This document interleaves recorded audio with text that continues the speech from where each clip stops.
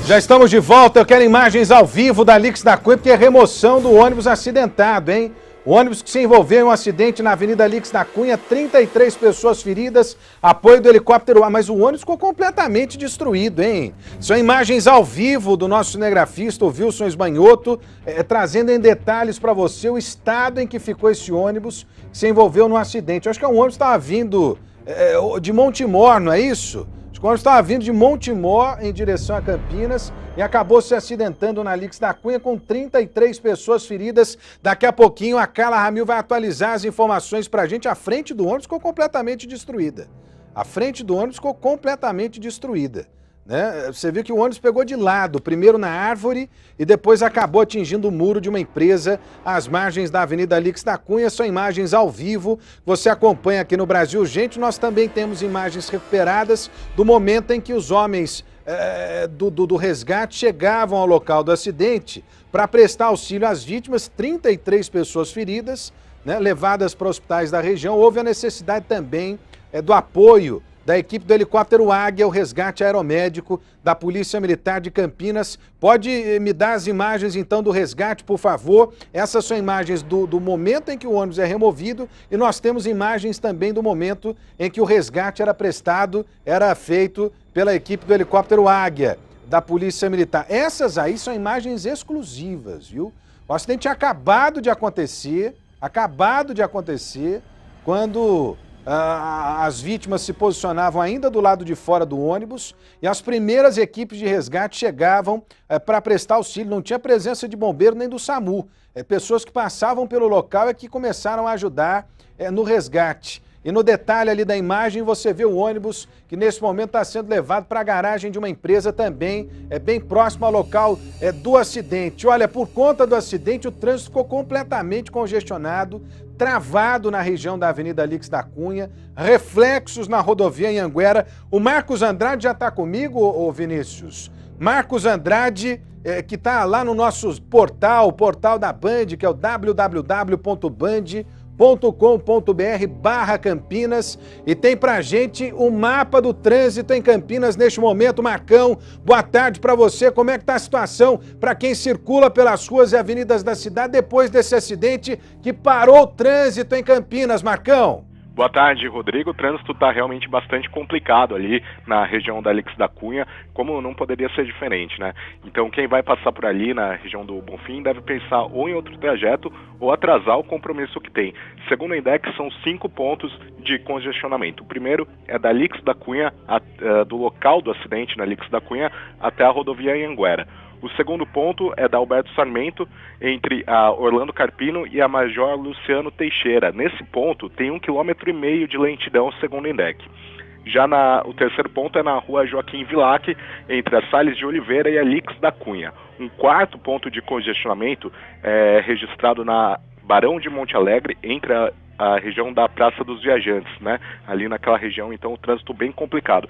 E o quinto ponto é na Cadete João Teixeira, entre a José Maria Lisboa e a Barão de Monte Alegre. Segundo a Autoban, o trânsito está normal na Anhanguera, mas a gente conhece, né? O trânsito já começa a ficar mais próximo do horário de pico, então o trânsito vai ficar bem complicado também na Anhanguera na chegada a Campinas, Rodrigo. Olha, o ônibus completamente destruído nesse acidente, causando reflexos enormes no trânsito de Campinas. O Marcão está trazendo aí os problemas do entorno da Avenida Alix da Cunha. Teve reflexos na Salles de Oliveira, teve reflexo também na região de acesso à Vila Teixeira, problemas no túnel Joá Penteado, também na Avenida Andrade Neves, nas vias que servem ali ao terminal rodoviário de Campinas, também muito problema para o motorista. O trânsito já foi liberado, a gente já vê ali no detalhe da imagem para você, que o trânsito já começa a fluir normalmente, embora lento, porque tem muita gente ainda curiosa de olho no ônibus acidentado. Na tela cheia você vê o resgate, aí sim a chegada dos homens do Corpo de Bombeiros e também as vítimas ainda aguardando a chegada dos socorristas e o apoio depois desse acidente grave. Tinha gente no chão, um negócio terrível, né? Olha só como é que ficou o trânsito da Alix da Cunha. Essas imagens que você vê aí captadas pela Sincamp, né, com viaturas do SAMU, Serviço de Atendimento Móvel de Urgência aqui de Campinas, apoio do helicóptero Águia da Polícia Militar. Não sei se a gente vai ficar nessa imagem, mas aí tem o detalhe, inclusive, de uma das 3 pessoas socorridas em estado grave sendo levada para o hospital, né? Aí, olha, esse é o momento em que uma das vítimas é levada pelo helicóptero Águia da Polícia Militar em mais um voo pela vida, né? A pessoa com traumatismo craniano socorrida pelos homens do SAMU e com apoio do helicóptero Águia, a remoção para o hospital de clínicas da Unicamp aqui em Campinas. Muitos curiosos ali no entorno do ônibus, né, para poder acompanhar o desenrolar desse socorro, desse resgate. Agora, o detalhe é o seguinte, né? Quando há esse tipo de acidente aí, esses curiosos acabam prejudicando demais, né, o trabalho de resgate, porque é muita informação, muita gente, e que inclusive acaba se confundindo, ou acabam se confundindo essas pessoas com as vítimas. Antes da gente chamar a Carla Ramil para atualizar mais detalhes desse acidente para a gente, tem condições de dar uma olhada aí no sistema Anhanguera Bandeirantes, Onei? Porque tem reflexo, né, na chegada a Campinas, tanto pela Prestes Maia quanto pelo Trevo da Bocha, especialmente no Trevo da Bocha. Tomara que a situação já tenha sido resolvida ou tenha melhorado. Você está vendo aí o 60 da Bandeirantes, sem dificuldades agora, vai girar a câmera, o 97 da Anhanguera está posicionado exatamente no acesso, mas melhorou bastante já, mesmo porque o ônibus foi removido, né? Então o Trevo da Bocha já é um local praticável nesse momento, sem dificuldades significativas para o motorista, embora estejamos vivendo aí o pior dos picos do horário, né? Daqui em diante a tendência é só piorar o trânsito. O 106 da Anhanguera não tem dificuldades, a situação é tranquila no 3 da Anhanguera na chegada à capital paulista. Volta lá nas imagens do acidente, quero conversar de novo com a Carla Ramil, só para ela explicar para a gente. Ô Carla, esse ônibus estava vindo de onde, ia para onde? Já há essa informação, Carla, atualiza para a gente. 33 feridos nesse acidente, né, Carla? Exatamente, Rodrigo, 33 pessoas feridas, né? 2 foram socorridas em estado grave pelo helicóptero Águia da Polícia Militar e foram encaminhadas ao HC da Unicamp, né? Porque é um hospital que tem heliponto, então o socorro foi mais rápido. Uma dessas pessoas que se feriram gravemente, Rodrigo, é uma gestante. Não foi informado, né, para nós da imprensa quantos meses de gestação tinha essa mulher grávida, né? Mas ela foi socorrida, então, em estado grave para o HC da Unicamp. Olha, Rodrigo, esse ônibus faz a linha intermunicipal, né? Era a linha 708, que vinha de Montemor para Campinas, né? E ele trafegava aqui na Lix da Cunha no sentido centro da cidade, né? Quando aconteceu o acidente por volta das 2 horas da tarde de hoje. Segundo o que o motorista relatou aqui para a polícia, Rodrigo, ele foi fechado por um carro, né? Para não atingir os outros carros, ele infelizmente atingiu primeiramente a árvore, né? E depois o muro. Toda a lateral do ônibus ficou destruída, inclusive parte do teto foi arrancado, né, com a força da batida. Eu até te disse que tanto o motorista quanto o cobrador, né, saíram ilesos. Pelo acidente, né, as imagens que a gente consegue ver, realmente foi muita sorte, porque o ônibus bateu bem aonde o cobrador estava, né, Rodrigo? Ah, mas com certeza. Agora, o Carla Ramil, essa é a informação, então, inicial. A polícia trabalha com essa informação das testemunhas de que o ônibus teria sido fechado. Essa é a informação inicial. Exatamente, Rodrigo. A informação passada aqui, primeiramente, né, as primeiras informações passadas pela polícia, e que ele próprio, o motorista, ele não pôde gravar entrevista, né, não foi autorizado pela empresa de ônibus, mas ele disse, né, pra gente que foi fechado por um carro. E para não bater, para não se chocar com outros veículos, ele acabou jogando o ônibus pro muro. Porém, né, a perícia, os peritos estiveram aqui, né, e vão fazer uma análise mais exata do que realmente aconteceu, né, Rodrigo? O que preocupa, viu, Carla Ramil, por isso a minha insistência nessa pergunta é a seguinte: todo mundo pode falar o que quiser nesse momento, foi isso, foi aquilo, mas só a perícia, como você muito bem lembrou, é que vai poder determinar a causa exata desse acidente. O que nos assusta, o que chama a atenção de todos nós, é que, na verdade, o que a gente tem, né, é mais um acidente, mais um caso grave envolvendo o transporte aqui na nossa região. É mais um caso grave envolvendo o transporte público na região de Campinas. Daqui a pouco eu quero, inclusive, relembrar aqui no Brasil Urgente que não faz uns 20 dias nós mostramos aqui na tela da Band, né, excesso de velocidade por parte de motoristas, né? Mostramos aqui no flagrante feito pela nossa equipe com o GPS que o pessoal ultrapassa a velocidade permitida. Não estou dizendo que nesse caso aconteceu isso não, viu, Calamio? É lógico que eu não seria leviano de afirmar que nesse acidente de hoje essa foi a condição para o acidente acontecer. Mas, infelizmente, o que a gente tem visto, em muitos casos, são acidentes provocados por alta velocidade, né, em que os passageiros estão sujeitos, né, a motoristas que acabam infringindo a lei, acabam ultrapassando o limite de velocidade permitido. Esse ponto aí já foi um local de acidente, onde despencou aquele ônibus lá no viaduto Cury. Lá o limite de velocidade, quanto é que é mesmo, cara? 30 ou 40 por hora? Acho que é 30 por hora, né? E a gente viu no flagrante ali o ônibus passando a 40, quase 50 km por hora. Ah, mas é pouquinho, mas numa curva dessa aí. Com o ônibus cheio, meu camarada. Ah, faça-me o favor, hein? Faça-me o favor. Daqui a pouquinho eu vou comentar de novo esse assunto. A Carla vai trazer mais detalhes para mim a respeito do acidente registrado hoje aqui em Campinas com imagens impressionantes. A informação inicial é de que o ônibus teria sido fechado. Aliás, Carla Ramil, prepara um negócio. É o Wilson que está contigo aí, não é? Prepara com o Wilson aí. A sua esquerda, a minha direita, nós vamos ter aí uma estação de transferência, né? E é na saída dessa estação de transferência que antecede o acesso a Davi Vicente, antecede o acesso ao terminal rodoviário de Campinas. Infelizmente, o que acontece? Os ônibus estão do lado esquerdo, os carros do lado direito. Os ônibus precisam ir para a direita, né? Como está fazendo esse ônibus, está passando atrás da Carla agora. O Wilson está fechando a imagem. Ele tem que deixar a faixa da esquerda, onde ele sai da estação de transferência, para ir para a faixa da direita em direção ao terminal metropolitano. A entrada é pela Davi Vicente, onde o Wilson aproxima a imagem lá, olha. Ele vai quebrar a direita ali, pelo menos se for para o terminal metropolitano. Se não for, não, lá, quebrou a direita porque ele vai para o terminal metropolitano. Então, o que acontece?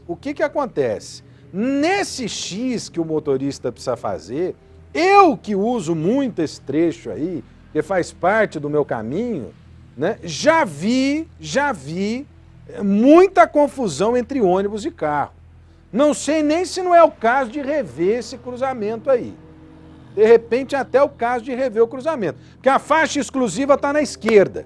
Os carros são obrigados a andar na direita, né? E, de repente, né, nesse ponto aí, com a necessidade do ônibus acessar a Davi Vicente em direção ao terminal metropolitano, o carro acaba tendo como opção a pista da esquerda e o ônibus tem que seguir pela direita. E nessa troca de posição, ah lá, ó, mais um ônibus vai trocar de posição. Essa é a imagem ao vivo. E o ônibus acabou entrando na frente do caminhãozinho ali, olha. Né? Para ele trocar de fase. Às vezes nem consegue, velho. Às vezes nem consegue. Acaba perdendo a entrada ali, ó. Mas nesse caso deu certo, o ônibus acessou lá a Davi Vicente. De repente pode ter sido numa dessa, viu, Carla Ramil? Numa troca de faixa dessa aí que é obrigatória para quem segue pela Avenida Alix da Cunha de ônibus. Numa dessa aí houve o fechamento e infelizmente o ônibus acabou perdendo o controle. É bem possível, hein, Carla? Exatamente, Rodrigo, porque o que mesmo contou o motorista, né, ele foi fechado por um carro, ele relatou isso aos policiais, né, que foi fechado por um carro e para não bater em outros veículos, ele acabou se chocando contra a árvore e depois contra o muro aqui numa avenida muito movimentada, entrada e saída da cidade, né, Rodrigo? Bom, daqui a pouquinho a Carla Ramil fala ao vivo comigo, trazendo mais detalhes do acidente com imagens impressionantes para você. Pode vir comigo aqui, porque um homem foragido foi preso em Americana e confessou ter cometido pelo menos 3 estupros aqui na região. Ele cumpriu a pena pelo mesmo crime em Sorocaba. Mas como é que é? O cara cumpriu a pena, que direito ele teve? Ele fugiu da cadeia, foi benefício desses benefícios temporários, de saída temporária. O que foi, ô Vinícius? Ah, faça-me o favor, hein? Felipe Pereira tem informações desse caso pra gente aqui. Alô, Felipe, mais um caso de violência, mais um estuprador preso daqui na nossa região, infelizmente, mais um caso de violência, Felipe. Boa tarde. Mais uma ação da Guarda Municipal de Americana, viu, Rodrigo? Boa tarde a você e quem acompanha o Brasil Urgente para Campinas e região. O suspeito estava no Parque Gramado. Com ele foi encontrada uma réplica de uma pistola. O homem de 30 anos foi preso ontem à noite e ele confessou, Rodrigo, ter estuprado 3 adolescentes na região. Além da réplica da pistola calibre 380, foram apreendidos celulares. Esse homem, Rodrigo, era foragido da cadeia de Sorocaba há 2 anos. Por lá, ele respondia exatamente pelo mesmo crime. Ele foi condenado a 29 anos de prisão, cumpriu 7, fugiu e aí veio para a região de Americana. De acordo com a Guarda Municipal, depois de uma série de casos de estupro na cidade, a corporação tentava encontrar o autor dos crimes a partir das características que foram relatadas nas ocorrências. E aí um guarda municipal de folga viu no bairro um veículo modelo similar ao que foi usado na ação do criminoso com base nas informações das vítimas. Ele seguiu o carro até uma casa e aí chamou a corporação. Durante a abordagem, a mulher do suspeito atendeu os guardas municipais e afirmou estar sozinha, só que ela entrou em contradição e disse que o homem estava de fato lá no imóvel. Ele chegou a resistir à prisão, mas foi levado ao plantão policial. Lá, ele confessou os 3 abusos sexuais. O mais recente, Rodrigo, aconteceu na manhã desta terça-feira no bairro São Vito. Na delegacia, 3 vítimas reconheceram o homem como, de fato, o autor dos crimes. Só que elas afirmaram que não eram donas dos celulares apreendidos, o que, segundo a Guarda Municipal, Rodrigo, aponta para a suspeita de outros 2 estupros que o homem tenha cometido, já que ele confessou aos guardas que teria roubado os aparelhos das vítimas dos abusos, ou seja, abusava, depois levava os celulares delas. O homem era foragido, como a gente já comentou, de Sorocaba, depois de condenado a 29 anos de prisão. Só que ele não voltou para a cadeia, viu, Rodrigo, depois de um indulto em 2011. Agora ele foi levado para a cadeia de Nova Odessa e ainda nessa semana, Rodrigo, deve retornar para o centro de detenção provisória de Sorocaba. Rodrigo. Ó, Felipe, fiquei triste com essa história que você me trouxe aí, porque é o seguinte, o cara já estava preso, condenado a 29 anos de cadeia. Por isso que eu falo aqui, depois a gente é taxado de não sei o quê, mais não sei das quantas. Ah, vocês não respeitam o Estado democrático de direito, em que é obrigatório ou é direito a ampla defesa. É lógico que a gente respeita, é claro que a gente respeita. Aliás, eu não conheço um cara na minha casa mais legalista do que eu. Né? Eu gosto da lei cumprida, né, da maneira como ela tem que ser cumprida. O problema é que, às vezes, né, a gente tem alguns exemplos ruins da lei que precisam ser ditos aqui, né, precisam ser colocados aqui, até para que injustiças não sejam feitas, ou então para que a população não fique à mercê, né, da violência, até para que a população possa ser protegida. Se a gente não questionar a lei, quem é que vai questionar por nós? Você vai ver se congressista está preocupado com a lei. Não está, velho. Já mostraram que não estão preocupados. Aliás, eu tenho certeza que tem uns lá que tem até medo de deixar a lei mais severa, né? Porque senão podem ser vítimas dessa própria lei. Agora, o cara é condenado a 29 anos de cadeia, porque estuprou. Aí ele cumpre 7 anos de cadeia e o Estado entende que ele tem direito a cumprir, né, um indulto. Só que ele saiu e não voltou mais. E além disso, ainda cometeu 3 outros crimes. 3 outros estupros. Ah, faça-me o favor, hein? De novo, uma pessoa que... E não precisa cavar túnel, não precisa estourar a porta da cadeia, o cara foge. É porque ele ganha o direito de fugir praticamente. O Estado abre a porta da cadeia para o bandido ir para a rua e colocar a nossa população refém da violência. Ah, faça-me o favor, hein? Brincadeira isso aí. Vem comigo aqui, ó.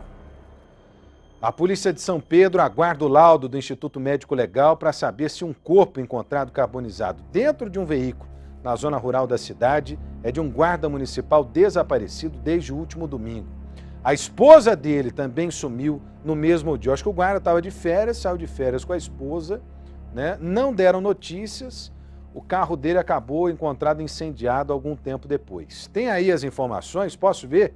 Então vem comigo aqui as informações da Carla Ramil. Olho na notícia. Eliel Silveira Levi, de 37 anos, e a esposa dele, Tânia Regina Levi, de 36, estão desaparecidos desde o último domingo, quando foram vistos pela última vez por familiares. O casal mora aqui nesta casa, no bairro Novo Horizonte, na cidade turística de São Pedro. O homem trabalha como guarda municipal na cidade de Piracicaba. É músico, toca na banda da corporação e está em período de férias. A mulher é cantora gospel. Um dos 2 carros do casal foi encontrado pela polícia. Um Gol, que é de Levi, e estava queimado em uma estrada vicinal de São Pedro. No veículo do GM foi encontrado um corpo carbonizado dentro do porta-malas. A polícia apreendeu um distintivo, um carregador de pistola e partes de instrumentos musicais. O corpo carbonizado ainda não foi identificado. A polícia aguarda a conclusão dos laudos do Instituto Médico Legal de Piracicaba para saber se é de um dos desaparecidos. Familiares dos músicos estiveram aqui na residência do casal, mas não encontraram nenhuma pista dos dois. Não há sinais de que a casa possa ter sido invadida ou até mesmo assaltada, porque tudo lá dentro estava em ordem. Aqui no bairro, ninguém quis comentar o assunto. O desaparecimento de Tânia e Eliel ainda é um mistério para a polícia, que já abriu inquérito para investigar o caso. A família não conseguiu contato com os celulares do casal e eles também não deram notícias. A cidade, que tem quase 32 mil habitantes, está assustada com a violência. A cidade é tão tranquila, de repente vem pessoas de fora para acabar com a tranquilidade da cidade. A gente fica assustado, porque na nossa cidade não é normal acontecer essas coisas. Olha, é terrível, um caso que está sendo investigado, é um grande mistério para a polícia ainda, porque resta entender essa história complicada, né?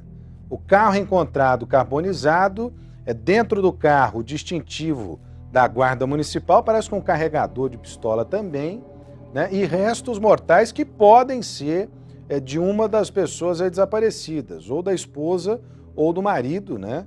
Que a Guarda Municipal, a esposa é a cantora, a Tânia Levi, bastante conhecida, inclusive, aqui na nossa região, pela participação em cultos evangélicos e shows de música gospel. É um mistério que a polícia tenta esclarecer, a gente continua acompanhando. Quem é que está por trás desse sumiço aí? Quem é que esses dois estavam incomodando? É que foram vítimas de um crime aí banal, um assalto, e de repente identificaram a identidade do GM Levi e decidiram dar cabo da vida dos dois por causa disso? É violência sem tamanho, hein? Que coisa! Pode vir comigo aqui, porque teve mais um caso da chamada gangue da Marcha Ré. De novo, essa gangue está trazendo prejuízo à nossa região. Faça-me o favor, hein? A loja de departamento foi furtada durante a madrugada. É a 3ª vez que o comércio é atacado dessa mesma maneira. Deixa eu ver os detalhes com a Alicia Manjavac aqui, ó. Olho na notícia. A ação aconteceu por volta das 3 horas da manhã. Os bandidos posicionaram o veículo nesta rua, engataram a marcha ré e aceleraram. Eles acabaram batendo nesta porta de ferro que ficou completamente danificada. Olha só, a parte de baixo entortou e a parte de cima acabou se rompendo.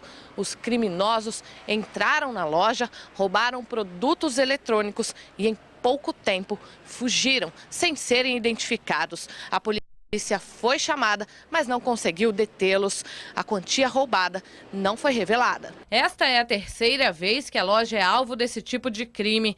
Na semana passada, os bandidos roubaram televisores e celulares. No dia seguinte, o mesmo veículo usado na ação foi jogado contra a fachada desta outra loja, na Avenida Barão de Itapura.